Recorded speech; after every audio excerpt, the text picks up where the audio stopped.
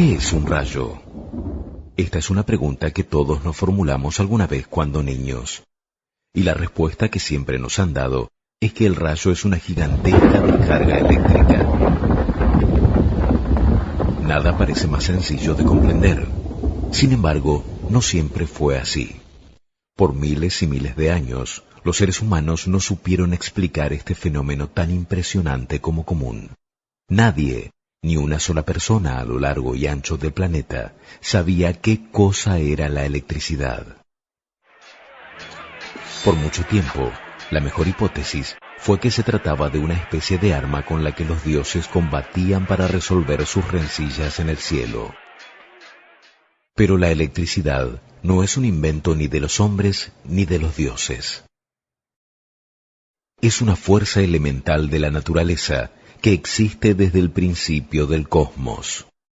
Comprenderla y dominarla fue una tarea de mucho tiempo y no pocos riesgos.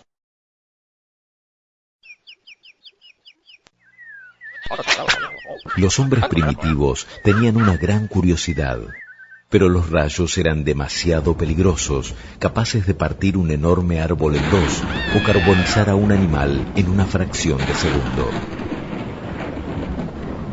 Por fortuna, es posible analizar fenómenos eléctricos más simples.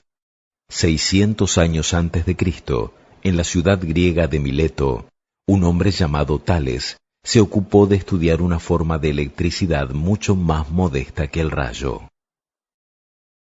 Los griegos apreciaban mucho una piedra llamada ámbar, que en realidad es una resina de los árboles petrificada a lo largo de millones de años.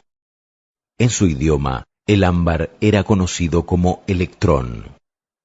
Tales de Mileto notó que luego de frotar el ámbar con una piel o un lienzo, la piedra era capaz de atraer objetos livianos, como por ejemplo una pluma.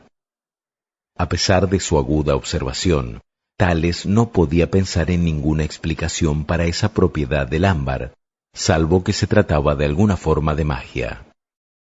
Tuvieron que transcurrir 3 siglos hasta que otro filósofo griego descubriera que muchas sustancias además del ámbar eran capaces de atraer objetos livianos luego de ser frotadas. Se llamaba Teofrasto y escribió el primer tratado sobre electricidad, aunque sin darle ese nombre todavía, para explicar que esa curiosa propiedad se debía a una especie de alma o un espíritu que estaba escondido en ellas. Siguieron pasando los años, las décadas, las centurias, sin que nada pudiera aclarar el misterio. Entretanto, otros fenómenos llamaban la atención de los investigadores, como por ejemplo el magnetismo.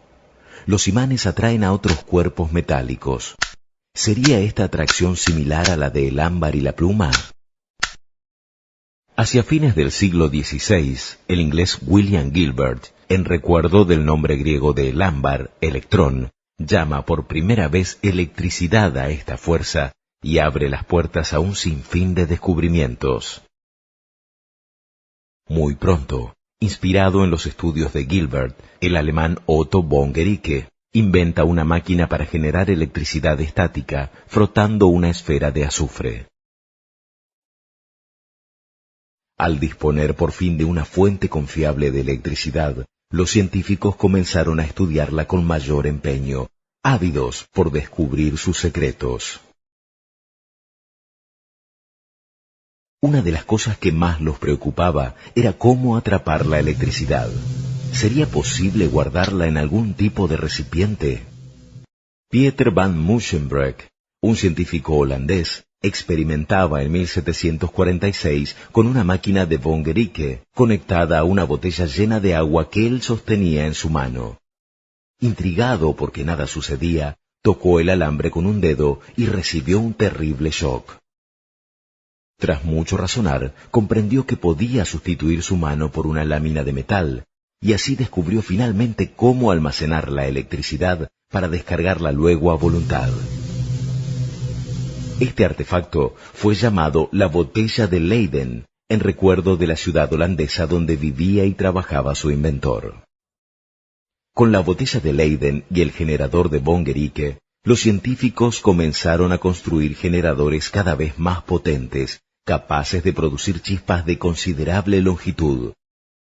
A estas alturas, ya todos sospechaban que los rayos producidos en el laboratorio y los que se veían durante las tormentas eran la misma cosa. Pero, ¿cómo confirmarlo? Apenas 6 años después de la experiencia de Van Muchenbreck, el periodista, político y filósofo Benjamin Franklin realiza en América un histórico experimento.